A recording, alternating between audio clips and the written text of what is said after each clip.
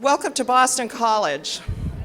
My name is Melinda Brown Donovan, and I serve the School of Theology and Ministry, or STM, as Associate Director of Continuing Education. As many of you know, the STM was formed in June of 2008, bringing together Boston College's Institute for Religious Education and Pastoral Ministry and the Weston Jesuit School of Theology. These are our two academic departments. In addition, we have a third unit of the STM, which offers non-credit continuing education opportunities, on-campus events like this one, as well as online non-credit enrichment courses offered by C21 Online. Today, the School of Theology and Ministry is very pleased to be hosting this 10th annual Ministry Renewal Day, a tradition instituted by the Institute of Religious Education and Pastoral Ministry as an opportunity to bring together our alumni, friends, and anyone serving in ministry in any capacity in the New England region.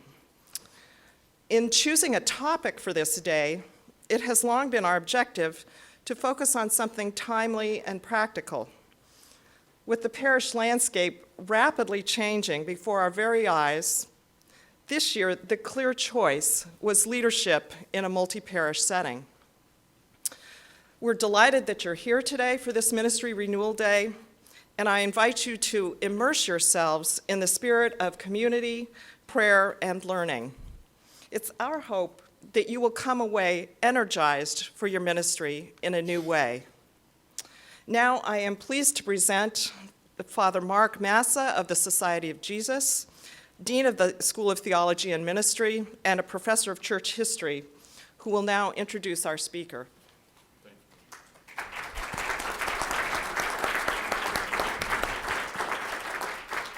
Good morning. Good morning. We're delighted that you're here. So welcome to Boston College. Come back. Mark Mogilka has been dedicated to ministry in the church since 1971, when he started out in a job in campus ministry. For the past 37 years, he's held various diocesan staff positions for the Diocese of La Crosse and Green Bay, Wisconsin, and of Columbus, Ohio, which is actually where I'm from originally. Currently, he serves the Diocese of Green Bay as Director of Stewardship and Pastoral Services. In this role, he is a member of the Bishop's Administrative Council, with wide-ranging responsibilities that include pastoral planning, priest personnel ministry, Hispanic ministry, disabilities ministry, pastoral and finance councils, stewardship, and social concerns. Actually, when I read that over, I had to lay down just thinking about what all of that would involve. Mark Mogilka holds 2 master's degrees, one in social work from the University of Wisconsin and another in religious studies from the University of Detroit. Since 2004, Mark has served as chair of the Conference for Pastoral Planning and Council Development, a national effort funded through the Emerging Models of Ministry Project and the Lilly Endowment. In 2007, the conference awarded Mark the Yves Congar Award for, quote, extraordinary service, initiative, creativity, and sharing in planning and consultation. He's the co-author with Dr. Kate Wiskus of a book entitled Pastoring Multiple Parishes, published by Loyola Press in 2009. And the Boston College Bookstore will be selling that book here this afternoon. It is hard for me to imagine a better person to lead today's conversation on multiple parish leadership. A man who has dedicated his life to the church, Mark describes himself as a faith-filled lover of life, song, golf, travel, motorcycles, and junk food. He is married, the father of 4 mostly grown children, and a grandfather of what I am told are 5 perfect grandchildren. Please join me in welcoming Mark Mogilka.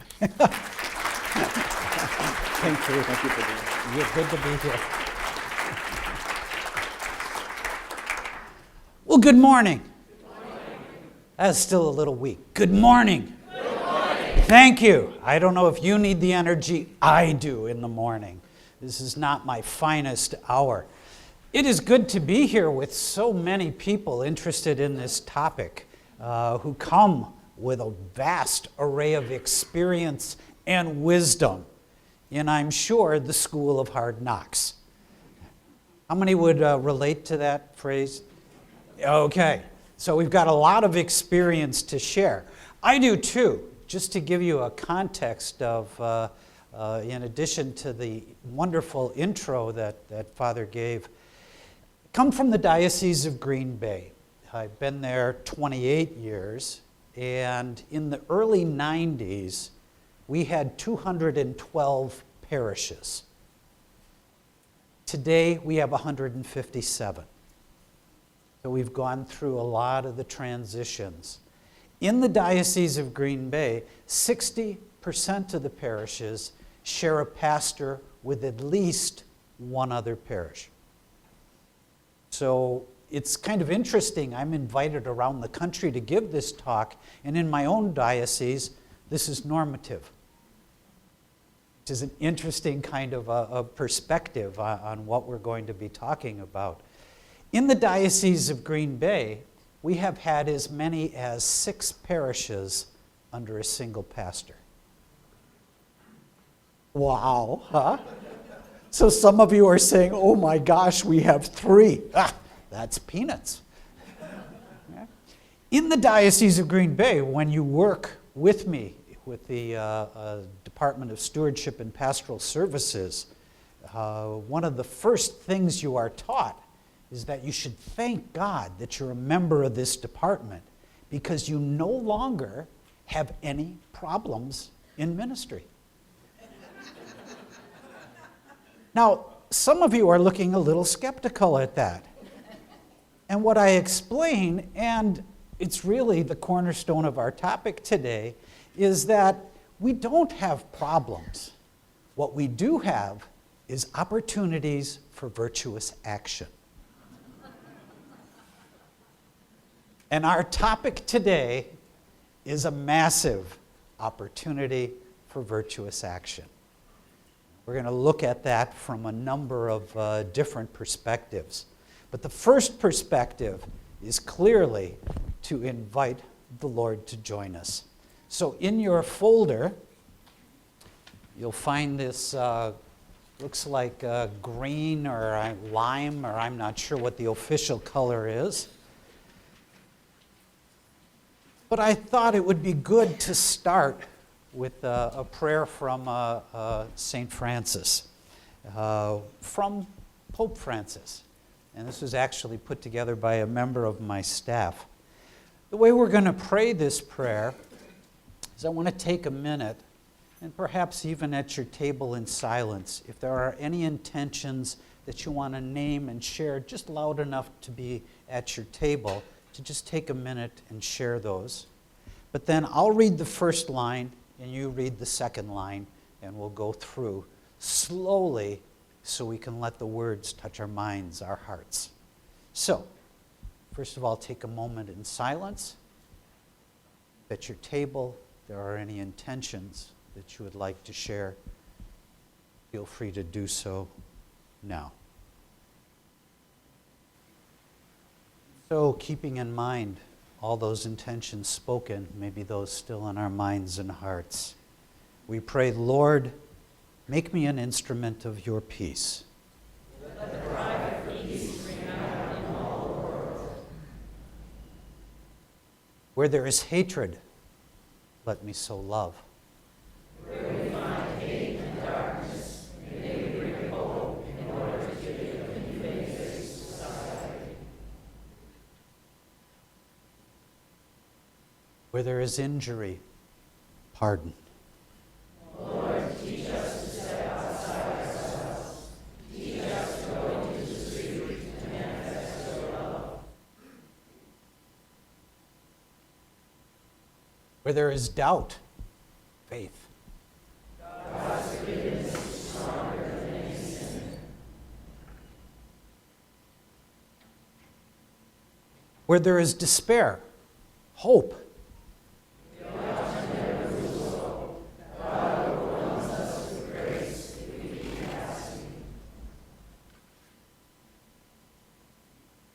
Where there is darkness, light.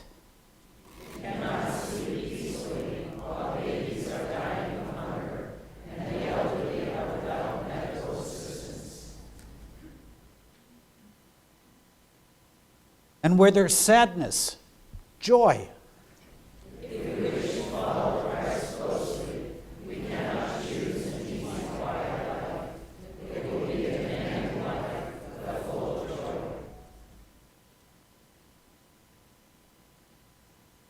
O divine Master, grant that I may not so much seek to be consoled as to console.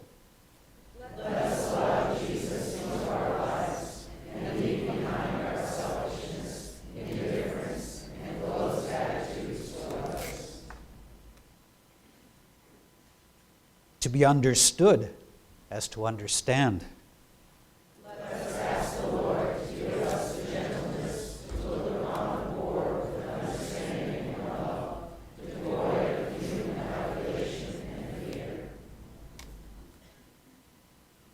To love as to love.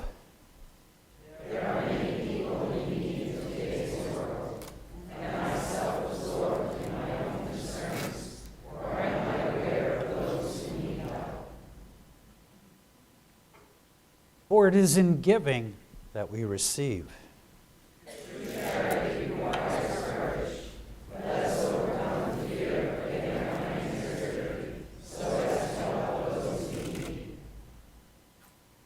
It is in pardoning that we are pardoned, and it is in dying that we're born to eternal life. We are all sinners, but we experience the joy of God's forgiveness, and we walk forward truly in His mercy. Amen. Okay, thank you.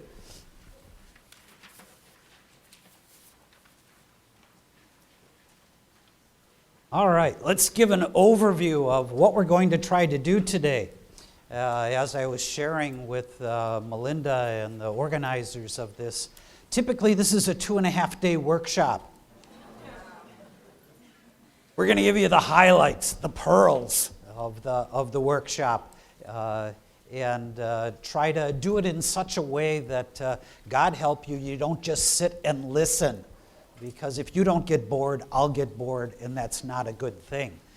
So we will have times for table discussions and some Q&A back and forth, but I'm also going to try and cover 2.5 days of material. So we'll try and balance that to make sure that the day goes quickly and is helpful to you, which is really my ultimate goal. I want to find out, before I look at this schedule, who's here? Because you come from a variety of places and perspectives, plus you've been sitting too long already, so I want you to get some blood circulating. So as I ask these things, could you tell me, or stand up, okay? Now, the first inclination you're going to have is, well, I can raise my hand. No, you can't. You need to stand up, all right? Because otherwise the blood won't circulate, all right? So, first of all, how many pastors do we have that are here? Okay. All right, thank you. Good to have you here. Sure, we can give them a round of applause. Full-time staff people on a parish level. All right, so here's the bulk. All right. Great, thank you. Oh, sure. Lay leaders who are not paid by the staff or parish, but are here as parish council, committee chairs, volunteers. Okay. Key people. How about diocesan, university, anyone who hasn't stood so far? Okay. Okay, so we've got a good mix. How many are currently in a situation where you share a pastor with at least one other parish? Okay, so it's not quite half. All right, good. That tells me. How many anticipate that within the next year or two at the most, that you will be sharing a pastor with at least one other parish? Okay, so you're here to see what's coming. What opportunities for virtuous action are coming your way? Let's see. How many here in your parish have Mass in more than one language? Okay, good number of people. One of the things which I'll touch on, but we won't be able to get into very deeply, is when we talk about multi-parish leadership, many of the things apply to multi-community or ethnic cultural group leadership. Okay, so those of you that have that situation, can make that connection. I'll try and make it too. How many of you come from a parish that is the result of a consolidation, closure, or merger? Okay, so you bring a unique perspective as well with some of the history of that experience that you're now going to be bringing into a multi-parish situation. Okay, so it's a good, diverse group, and I'm glad to see it. Overview of the day. I'm going to give 4 talks, basically. We're going to have 4 blocks of time. I didn't give you a schedule so that we would allow enough room for the Holy Spirit, so that you won't be saying, oh, you were supposed to finish that talk 6 minutes ago. The only thing sacred is lunch. Are we in agreement on that? Yes, okay. So the first talk I'm going to give talks about leadership in a multi-parish setting. Second talk before lunch is on compatibility, structures, and collaboration. Then we're going to have a time of prayer. That's around noon, for those who are wondering. Lunch is 12:15 to 1 o'clock. That's the only sacred time. Okay, then I'll give 2 more talks this afternoon, one on change, transition, and transformation. And the last one is on best practices that we've learned through our studies over the last 8 to 10 years. So that'll just give you an overview. We will definitely wrap up and be done by 3 o'clock, one way or the other. Anyone wants to buy me a drink later and talk further, that's okay. But that'll give you an overview of the schedule. So, in this talk, we're going to set a context, give you a feel for this opportunity for virtuous action called multi-parish pastoring. We're going to talk about the call to leadership. I find it always fascinating that we assume we know what we mean by leadership, much less pastoral leadership. So we're going to spend a little time. So we've already done the who's here. Let's get into setting the context. As you know, at least experientially, there's a huge set of changes that are going on in parish life. So what does that look like? First of all, traditional parishes. This would be one pastor, one community. It's 61% of the parishes in the United States now. And I should say, we have copies of all the PowerPoints, right? Which we're going to give you later. So I see all of you starting to jot those notes. You don't have to. But if you want to put all my great stories, I won't. Those aren't on. But whatever you see behind me, you'll get a copy of. So 61% are traditional. 7% since 2005 have been consolidated. Now that number is much bigger because many parishes have been consolidated, reorganized long before 2005. But it makes for some unique challenges when you're pastoring a consolidated parish. I was talking with someone already this morning who said, well, we're one parish, but we have 3 sites. And I said, and I think you probably still have 3 communities. And they grinned and said, yeah, kinda. Only our pastor doesn't realize it.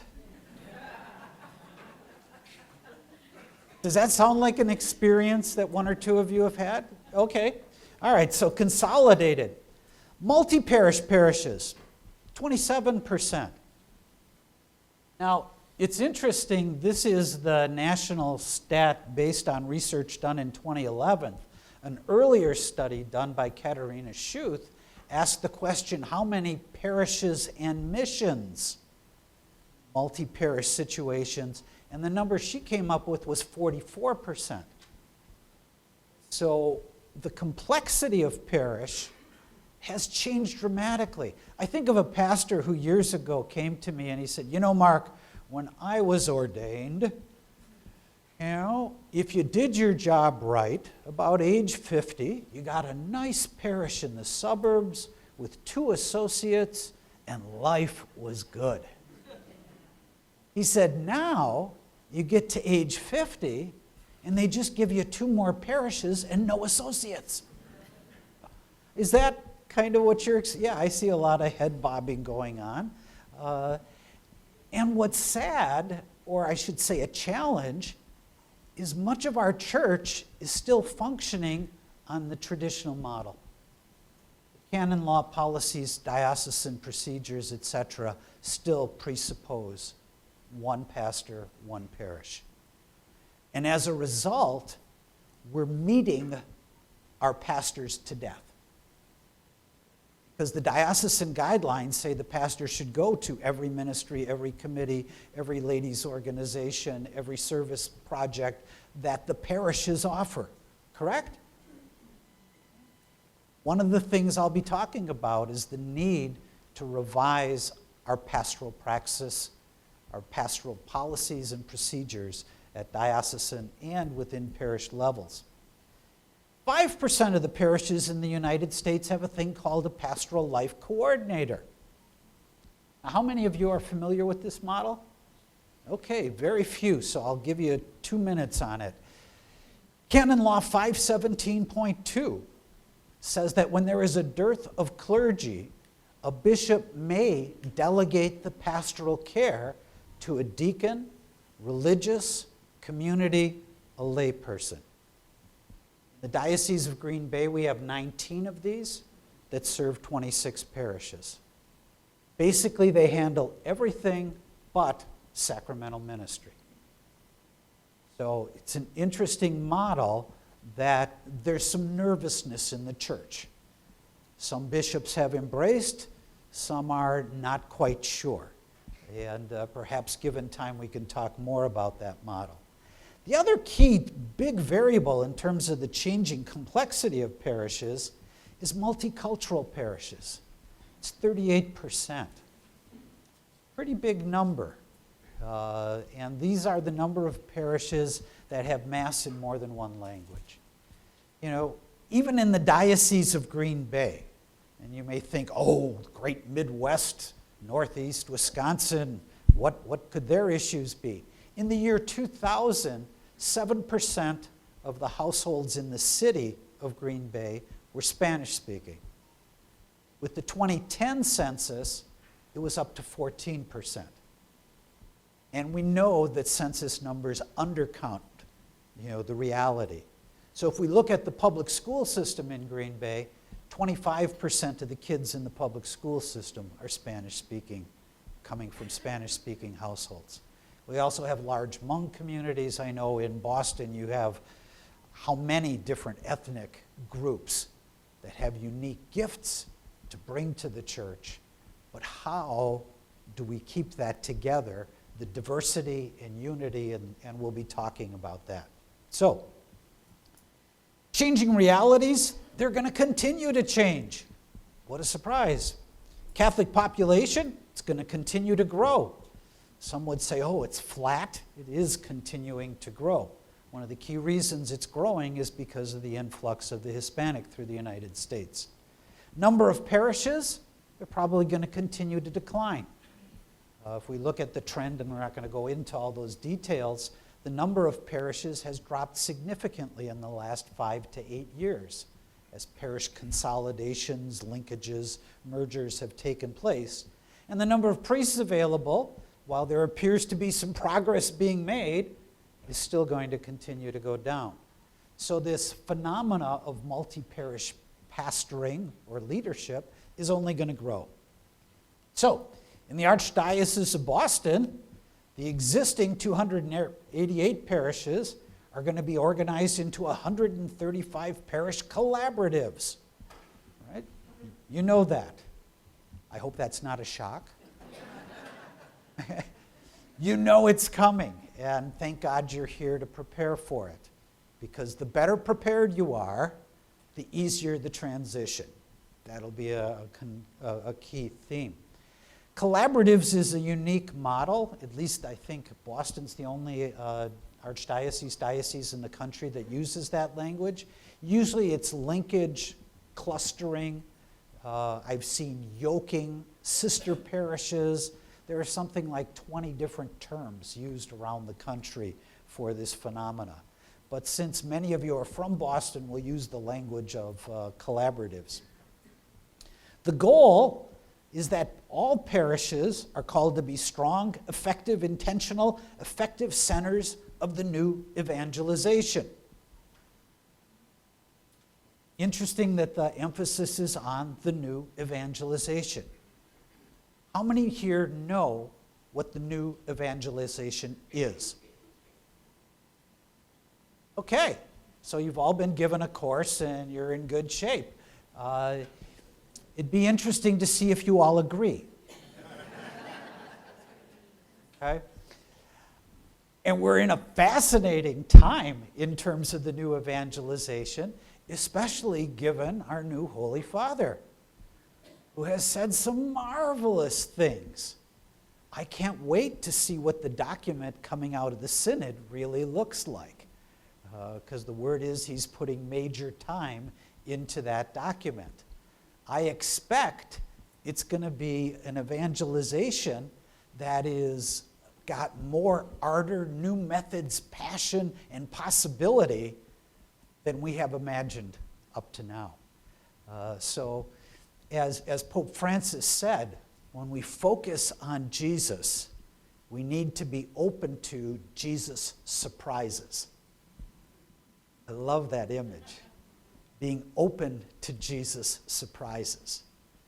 In multiple parish ministry, it's an adaptive ministry where one must be open to Jesus' surprises.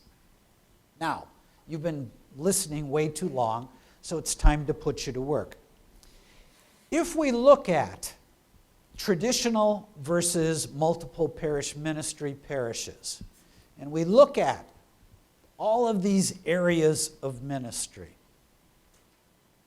with research that's been done within the last 2 years, which of these ministries is done better in a traditional parish than in a multi-parish?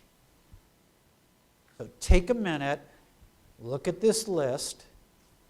Which of these ministries is done better in a traditional, one pastor, one parish, as compared to the multi-parish, one pastor with 2 or more parishes? So mentally for yourself, think about which.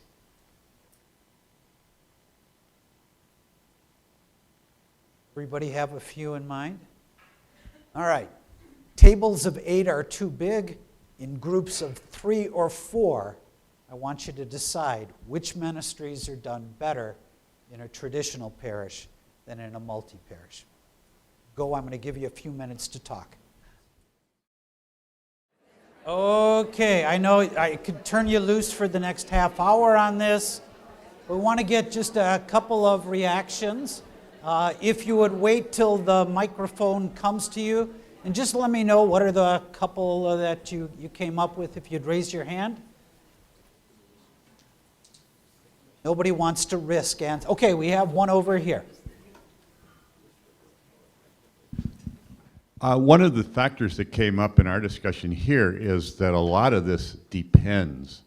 It depends on the parishes that are coming together, their geography, how different they are, what's their spirituality that they already have, before you say let go of that and let the 3 groups together. It depends a lot on the pastor. Is the pastor open to different spiritualities, to different neighborhoods, or is he not so open. So that would be a big depend on almost all of this.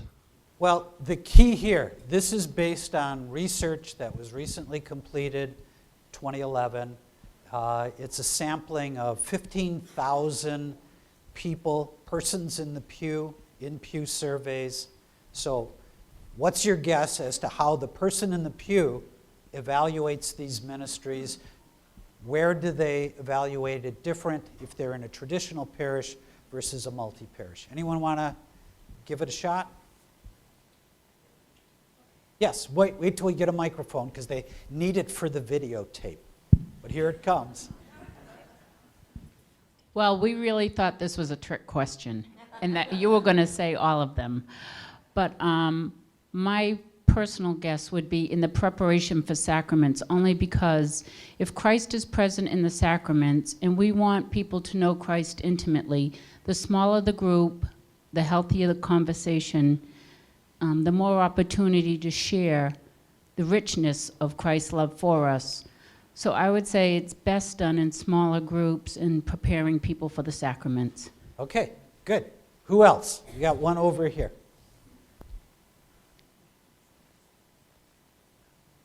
In the discussion that we had, we came up with two things that we thought were people would feel were going to work better in a traditional parish setting. One would be liturgies, because parishes do tend to have different flavors, different kind of persona within their liturgies, and that could be something that would work better in an individual setting. But the other thing we talked about was leadership of the pastor, because in a multi-parish setting, the pastor's contact with the people will necessarily be diminished because he cannot be in all places at all times, and that his role might become just a dispenser of sacraments as opposed to a person who is actually living with the people in the parishes, because there are so many he would need to connect with. So that was one of the areas that, I don't know if people in the pew would say that, but we who work in parishes worry about that. So that's what we focused on. Okay, thank you. Who else?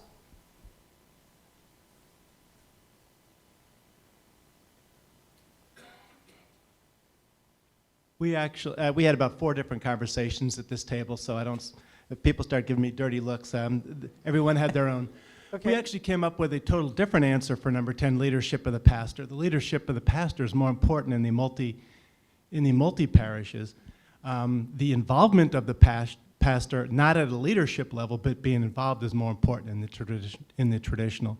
But in the multi-parish, it requires a lot more leadership and coordination and involvement of lay and staff. Okay, good. Anybody else? So just take one or two more up here.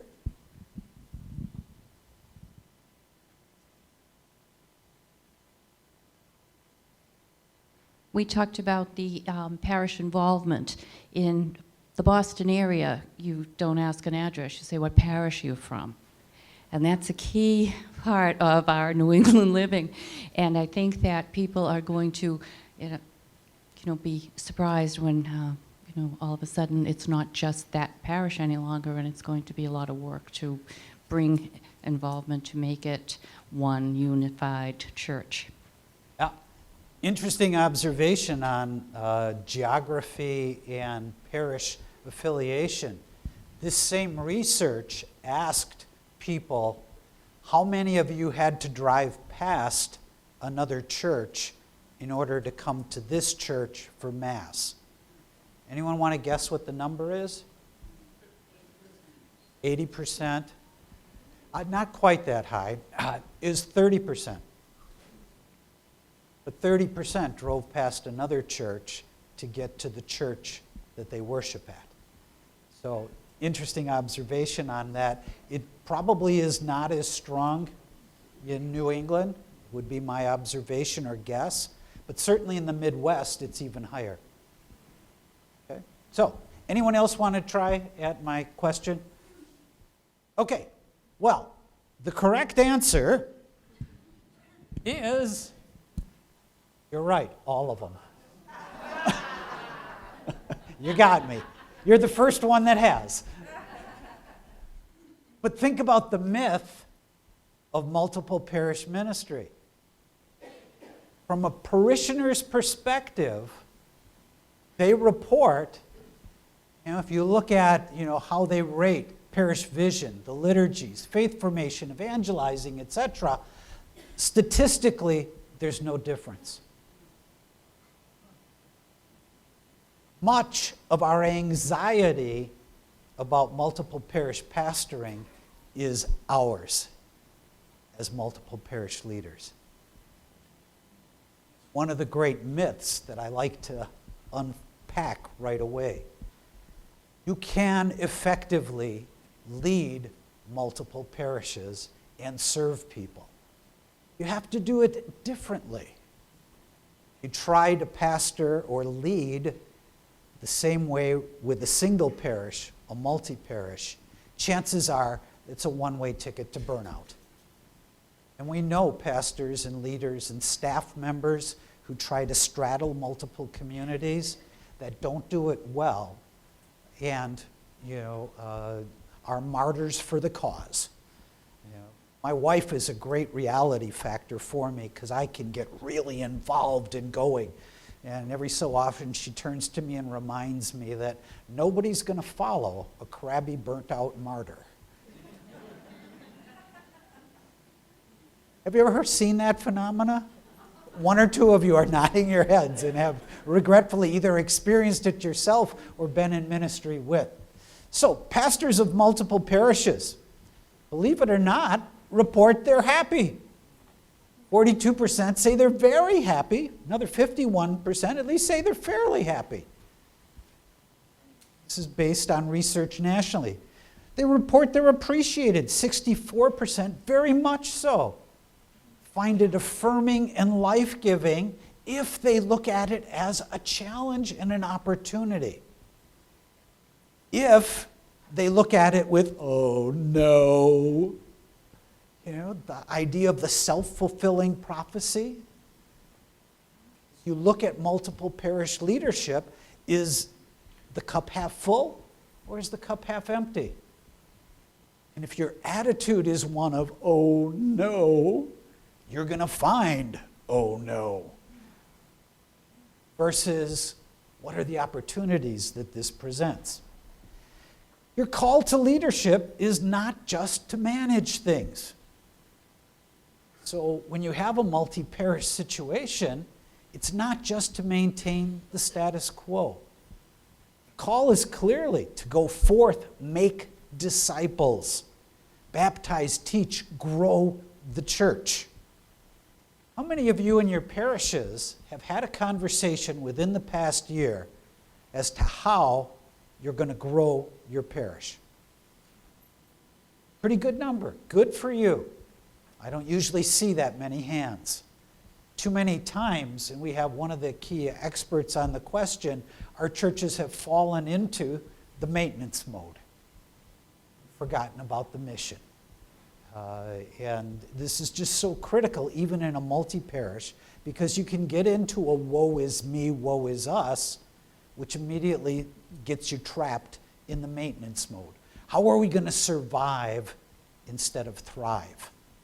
And I want to suggest to you that you can thrive in multi-parish situations. What's the role of the pastor?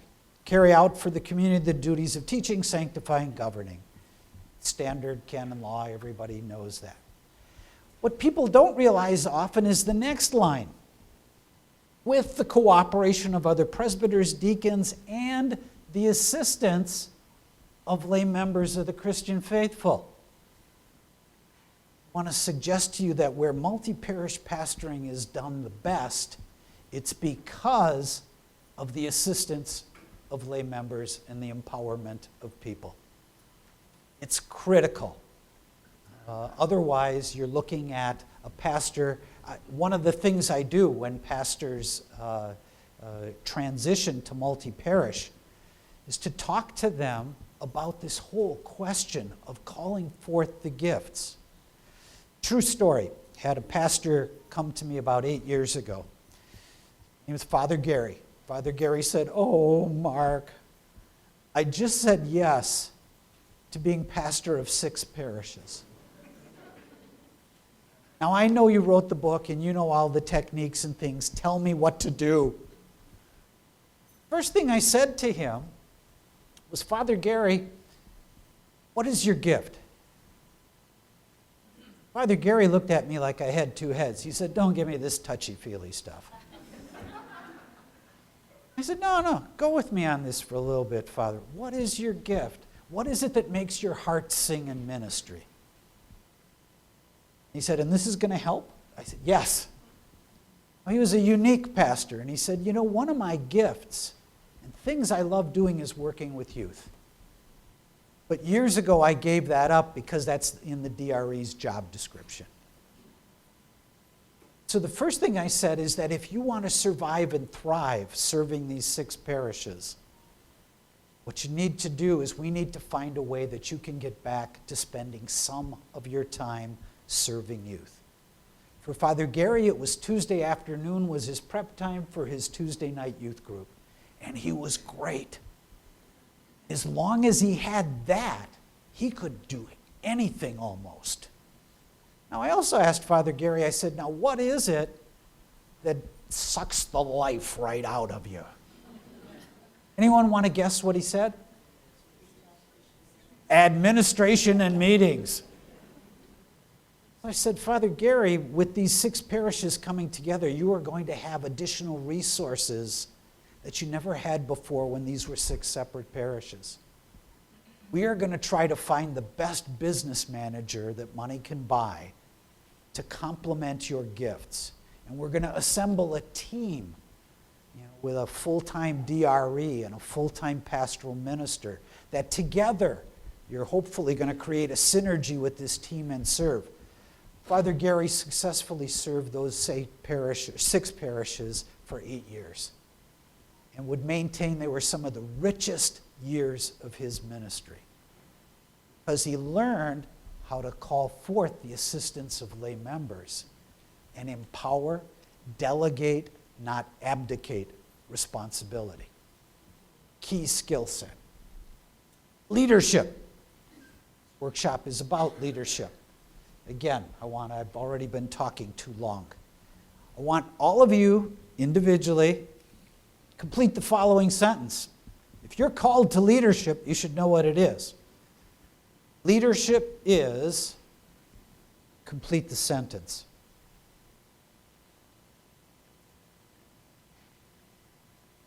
Leadership is, okay, everybody have a little something? All right, get into a different group of 3 than the one you just had. You need to move a little bit to get into a different group of 3, do that. But share what leadership is. You're called to it, you should know what it is. So, could I get a couple of the quick definitions that you came up with about leadership? Okay, microphone up here. Great. Hi. In our conversation, though, we came up with a one-word answer that kind of led to other things, but leadership is relationship.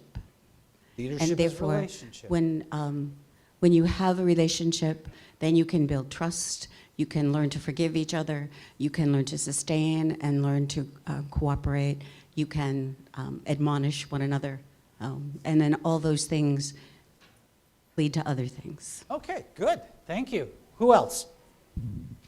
Where? Putting our definitions together, we talked about leadership being, leadership is taking the initiative to establish an environment where others can succeed and where you as a leader are doing your work for the greater good, and especially when it comes to in the church setting that is trying to bring people closer to Christ, closer to God. But really you can use that definition in anything that's just working for others. Okay, good. Thank you. Who else? One over here.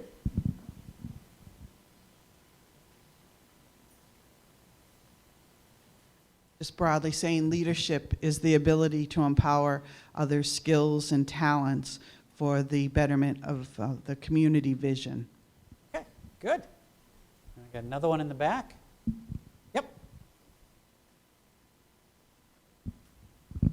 Ours was a little similar, but we said leadership is having a vision and empowering others to live out that vision. Okay, good. All right. Dan? It's almost a bit of a cliche, but my experience is that really good leaders fundamentally listen. Excellent. Okay, good. Now, we could go quite a while, and in fact, I teach a course on collaborative leadership, and we don't have time to go through all of that. I want to offer you a couple definitions, reflections on leadership, because, again, we're called to it, but how many of us have an understanding of what it is? We just kind of know we've got it. And some of us aren't quite sure how we got to this leadership role. So I want to suggest that there are two elements. Both of them are essential. One is the ability to articulate a vision. Where are we going?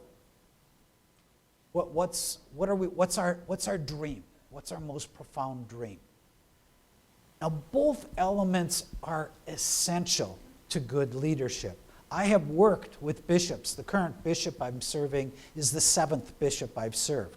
I know I don't look that old, but I am.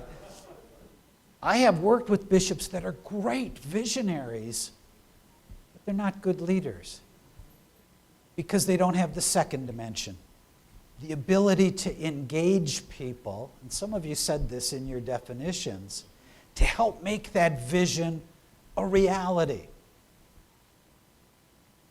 I know parishes and dioceses that have engaged people and have more things going on than they can possibly juggle or do.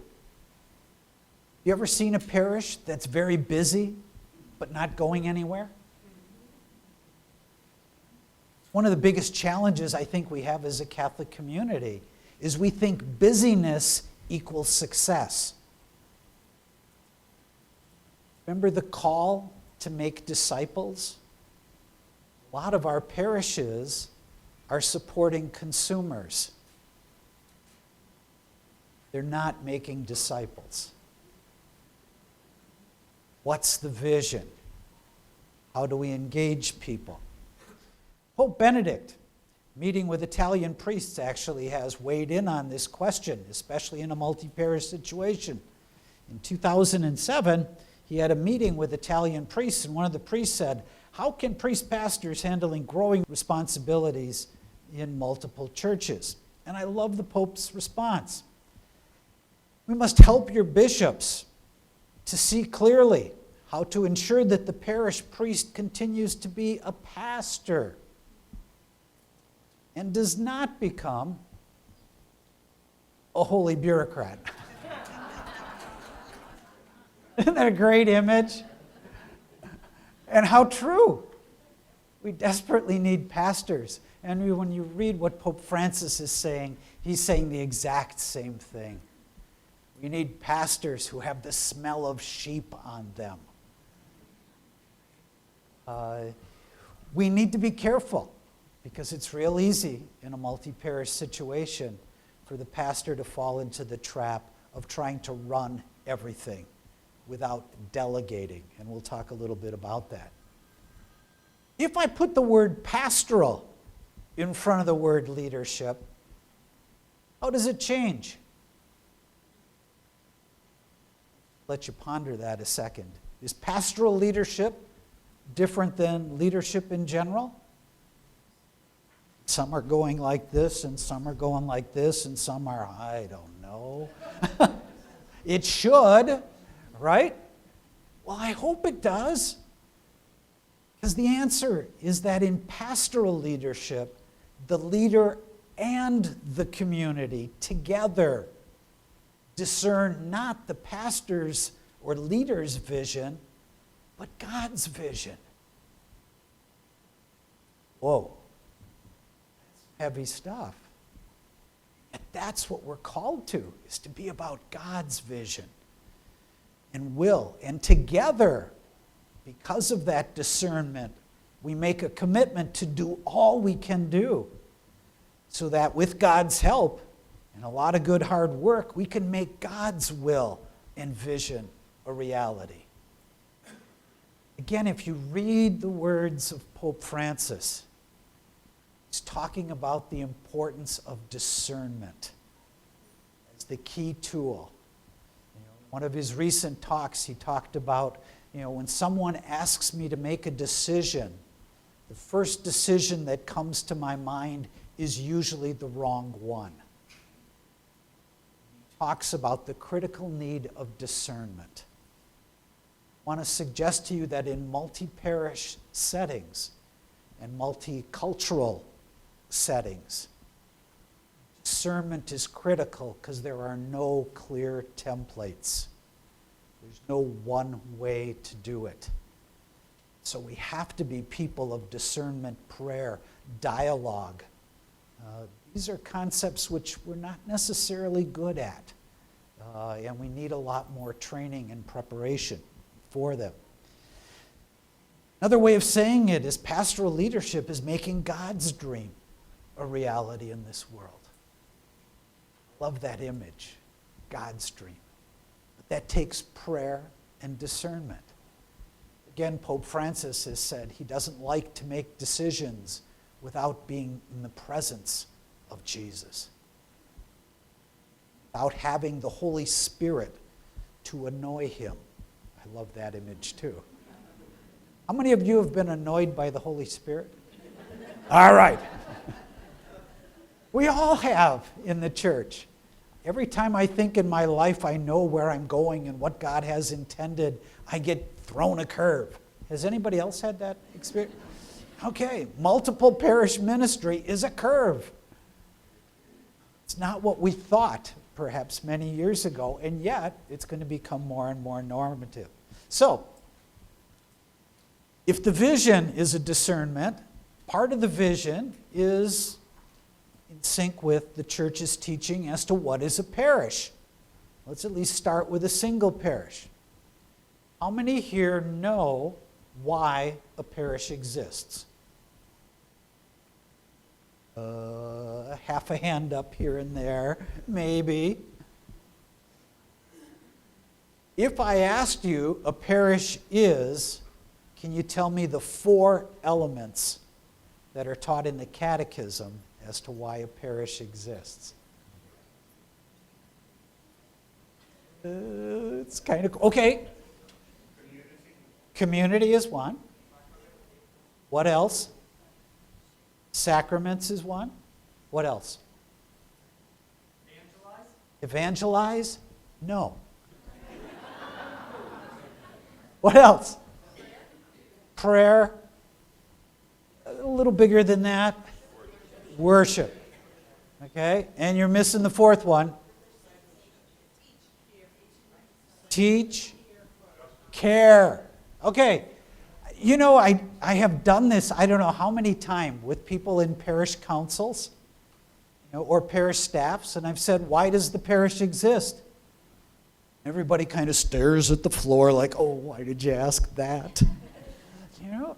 And isn't it interesting, if we don't have a common understanding why the parish exists, how effective can we be? How many of you have a parish mission statement? Okay? How many of you can recite it? Not too many hands up. A couple who, okay?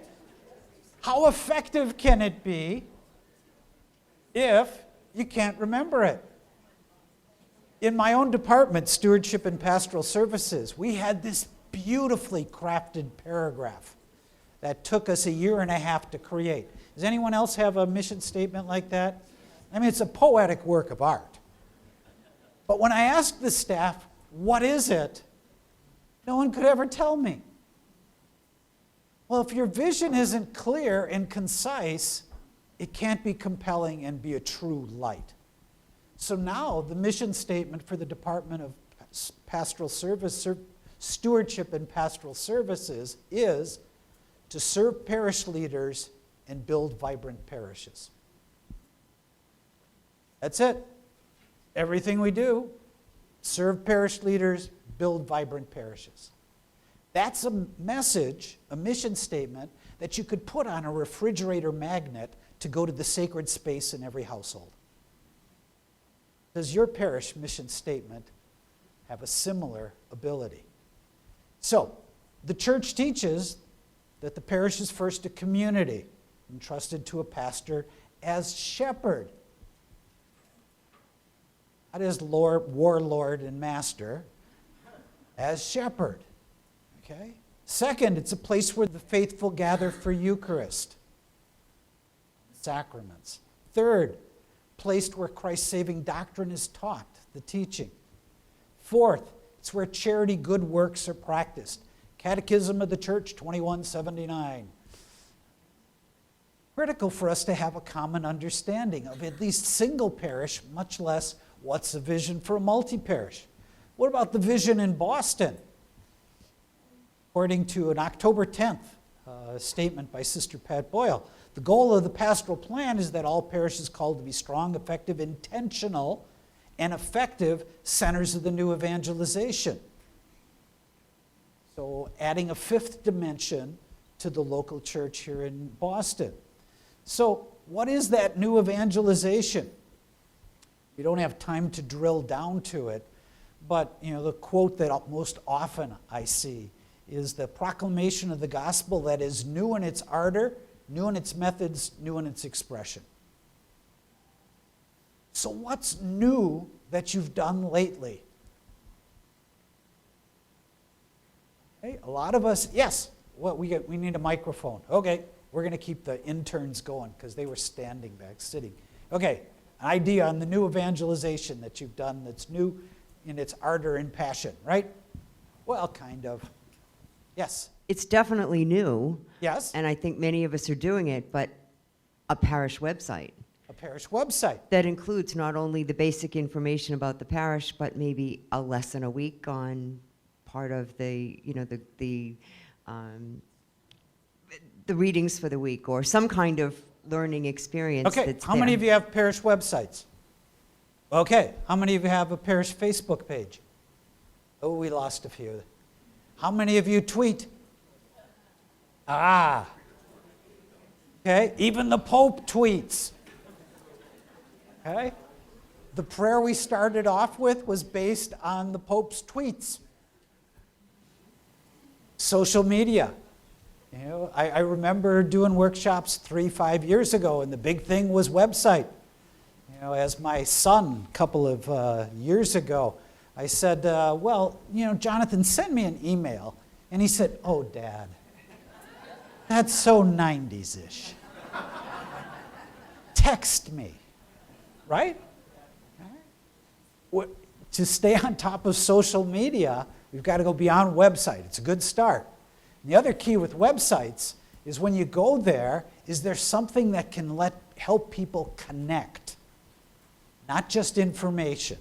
And not the picture of a grumpy pastor in a mass schedule.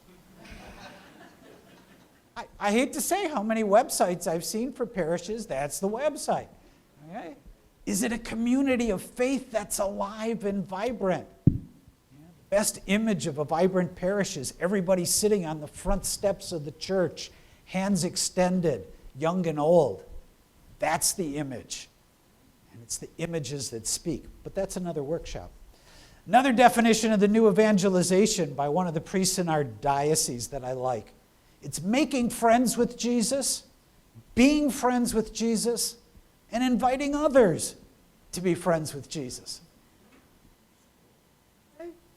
Nice, simple, to the point. Pope Francis is saying sometimes we get too heady. Okay? And we lose our ability to communicate. We need to get the message simpler. All right? Your vision as a leader in a multiple parish situation. What is your vision? I like to ask this planning question. Wouldn't it be great, wouldn't it be wonderful with God's help and a lot of good work, 3 to 5 years from now, the parishes I serve, how do you finish the sentence? Take a minute, think about that, and yes, it's time to get into another group. What's your vision? 3 to 5 years from now, if you're the leader in a multi-parish situation, what's your vision? Okay, I'm going to call you back again. And this time I want you to just hold on to your conversation, because I want to ask you about the vision that you have or that you articulated. As you look at your vision, and maybe the vision that was discussed in your conversation, is it more like a melting pot? Is the goal unity, oneness? Or is the vision a rich mosaic or a salad? Put a salad in a blender, you get yuck.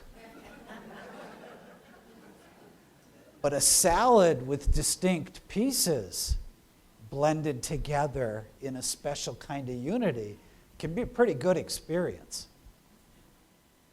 Is it a rich mosaic where every piece is worshiped, honored, contributes to the whole? Or are you looking at that melting pot? Scripture gives us two images. Dominant one comes from John's Gospel, so that they may be one as we are one. And I would suggest to you it's the dominant image of church, is unity. Would you agree with that? Okay. You know, there's another image, though, of Scripture. As a body is one, though it has many parts, now the body is not a single part, but many. St. Paul's image of church. It's critical for you as a leader in a multi-parish ministry to know which model is yours. And I suggest that most are up here, and in order to be successful, more of you need to be down here. Now, there's a thought for you. What are the key components as we look at our vision in multi-parish ministry? First, it's what is our, because again, that collaborative is critical, hopes and dreams for the system as a whole. It's legitimate to have a vision of the whole. But second, what is my vision, hope, and dream for each parish and community individually? I have some parishes in the Diocese of Green Bay that we use the term link, 15, 20 years ago. And even though they have good leaders, for a variety of reasons that we'll get into in the next talk, they are no closer together today than they were 15 years ago.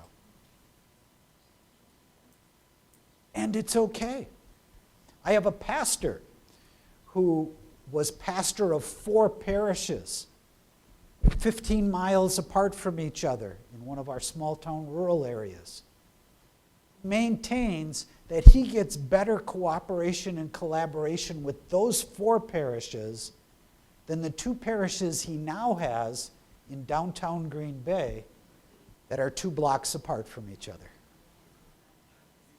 Some of you are nodding your heads. The 2 parishes in downtown Green Bay, one of them is the cathedral. Okay, the cathedral is the cathedral. 2 blocks away is St. John the Evangelist that took their school and turned it into a homeless shelter.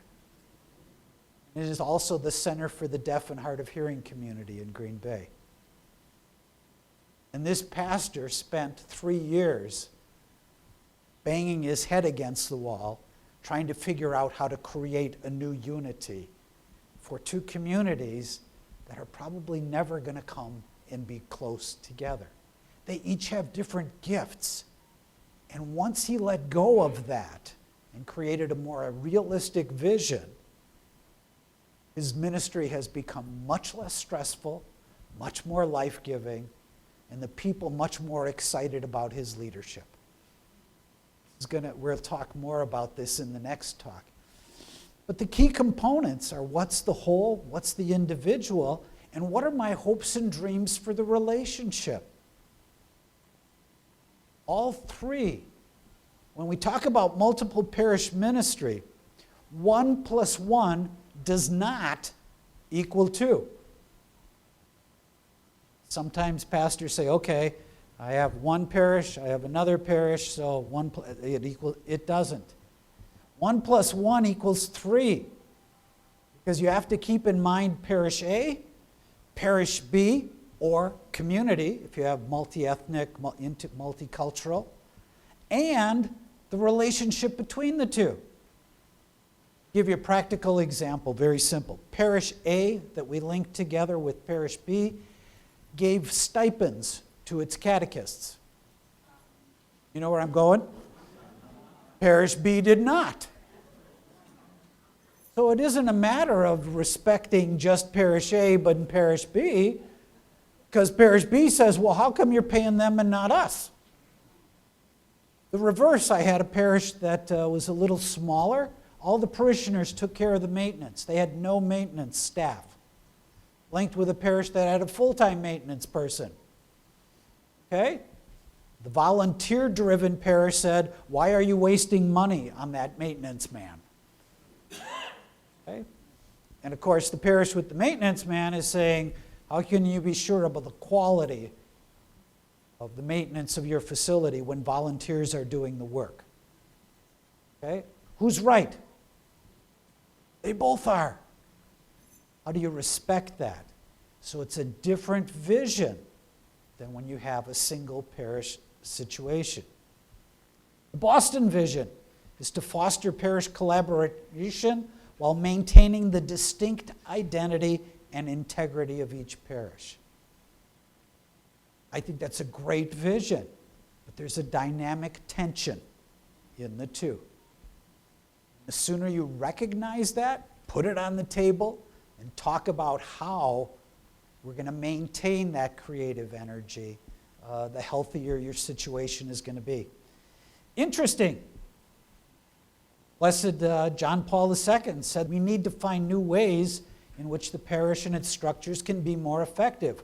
One way of renewing parishes might be to consider the parish as a community of communities.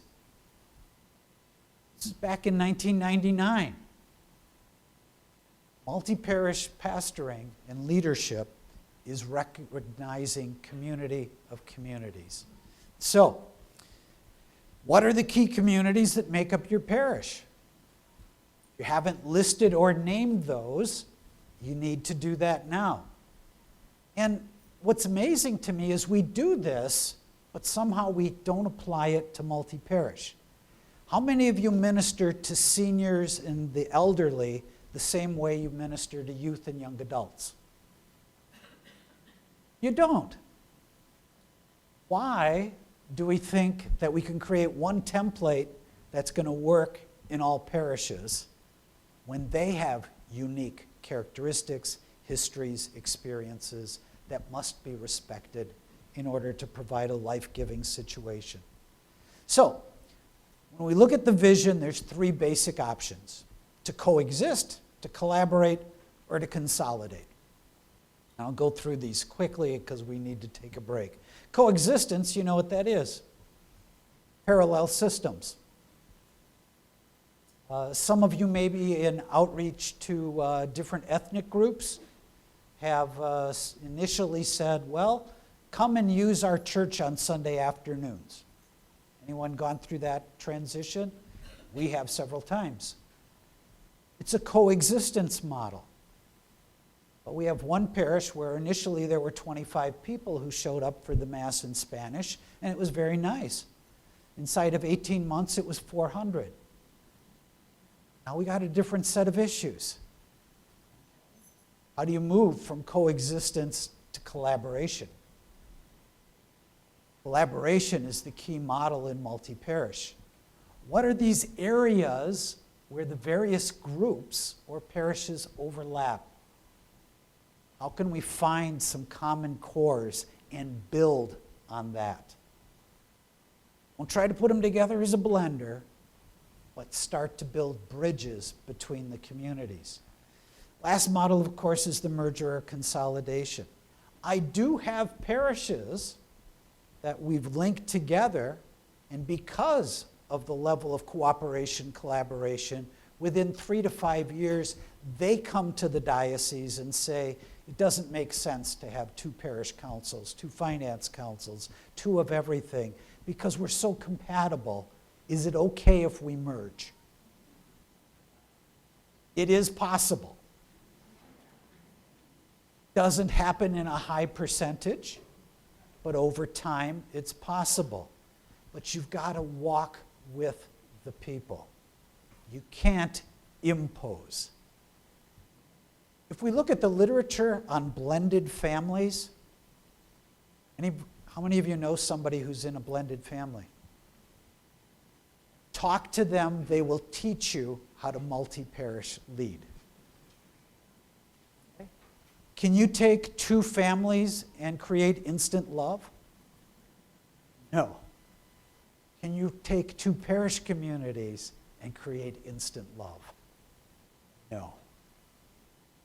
Got to be realistic, and we'll talk about some of the processes for this. Good leaders are visionaries. They see beyond what might be, ought to be. They imagine possibilities, recognize the potential, but they inspire others. The key is always the ability to engage people. We could do a whole thing on collaborative leadership or through servant leadership. These are the 2 key tools, especially in a multi-parish situation, which we don't have the time to drill into, but I really encourage you to look at that literature as well. We also need to engage the co-responsibility of the laity.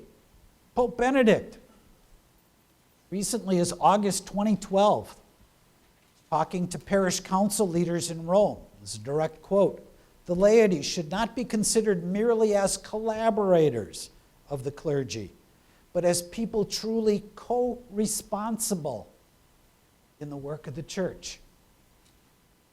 Some pretty big words. It's not assist, advise, it's co-responsible.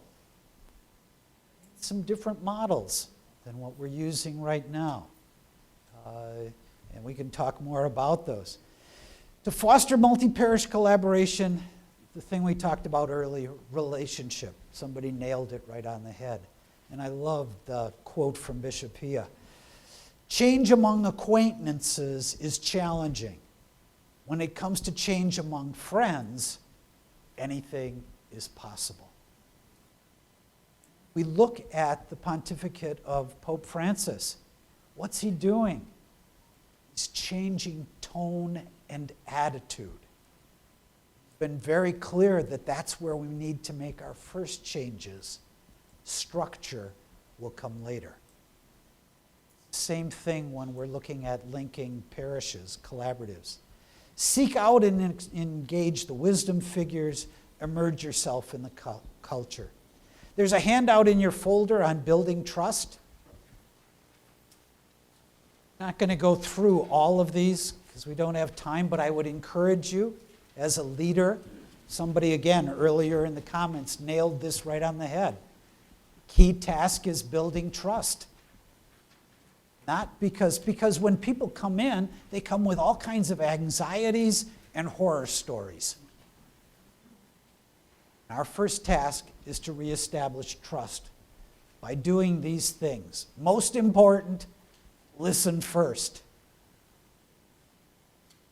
Go with structure first. Without listening, there's going to be a problem. And I'll point that out as to how in the next session. Keeping the commitments and extending trust. You can spend more time on your own with this. Engagement through delegation. Again, there's another handout. We're not going to go through that. You can spend time on your own. Here I have a wonderful quote from Pope Benedict. Furthermore, I think it very important to find the right ways to delegate. The priest should be the one who holds the essential reins, but can rely on collaborators. I like that image. The essential reins, but must rely. One of the key skills for multi-parish leaders is how do I delegate but not abdicate responsibility? do I empower people? How do I mentor? How do I train them? How do I delegate, but monitor, support, not abdicate responsibility? The worst case scenario is the pastor who says, my door is always open. Call on me when you want. Have you been in that situation? One or two of you have. And we're such nice people, we don't want to bother him. So we don't. And so when things go crazy, the pastors say, why didn't you talk to me? Or come to me before. And pastors have been caught in this trap too. How do you delegate, not abdicate? Key skills. So we're going to wrap up this first talk. I've given you some context. We've talked about leadership, talked about vision, talked about engagement. In the next one, we're going to look at compatibility and organizational structures. Let's take a 13-minute break.